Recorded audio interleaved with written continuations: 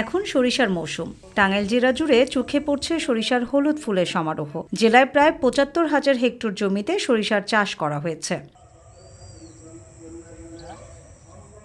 সরিষার ক্ষেতের চারপাশে সারি সারি মৌ বাক্স। দেশের বিভিন্ন জেলা থেকে আসা মৌচাষীরা সরিষা ফুল থেকে কৃত্রিমভাবে মধু সংগ্রহের জন্য ৫,০০০-এরও বেশি মৌ বাক্স স্থাপন করেছেন।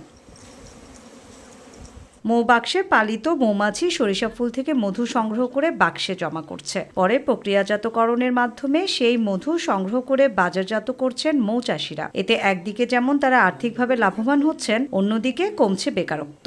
দুটা আমরা মনে করেন আমার ১৬০টা কলোনি আছে। এই ১৬০টা কলোনিতে আল্লাহ যদি দেয় তা প্রায় ৭০-৮০ মণ মধু আমি সংগ্রহ করতে পারবো ইনশাল্লাহ। সরিষা ফুলের মধু যেমন খাঁটি তেমনি সুস্বাদু। মানের দিক থেকে উন্নত হওয়ায় এই মৌসুমে মধুর চাহিদা থাকে বেশি। এই মধু দেশের বিভিন্ন বড় কোম্পানিতে সরবরাহ করা হচ্ছে। সরিষা ফুলের মধুটা পরিপূর্ণ জমে গেলে এটা হলো সবথেকে ভালো মধু। 2018 সালে এসে আমি তারপরের থেকে মনে করেন যে এতে জড়িত আছি, মনে করেন যে কাজকাম করে খাই, আমার পরিবারও এতে চলে।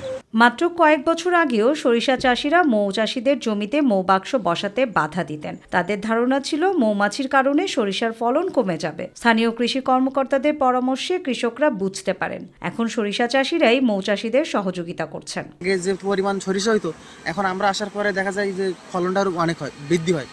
মানে আগে যদি 1 মণ হয়তো এখন 2 মণ হয়। চলতি মৌসুমে টাঙ্গাইল জেলায় প্রায় ১৩০ মেট্রিক টন মধু সংগ্রহের লক্ষ্যমাত্রা নির্ধারণ করা হয়েছে, যার বাজার মূল্য প্রায় ৫০ কোটি টাকা। পুরাতন যে পদ্ধতি যে মধু আহরণ করে যে বকগুলো থেকে, তার থেকে একটু উন্নত মানের তারা যাতে মধুগুলো আহরণ করতে পারে। এছাড়া মৌমাছি যখন মধু আহরণ করে সেখান থেকে তারা কিছু পোলেনও নিয়ে আসে, সেই পোলনগুলো যাতে আলাদাভাবে তারা সংরক্ষণ করতে পারে। এটা একটা বাজার দর আছে, একটা চাহিদা আছে বাজারে।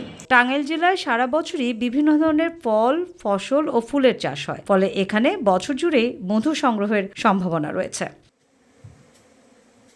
নাদিয়া ইসলাম, মাই টিভি নিউজ ডেস্ক।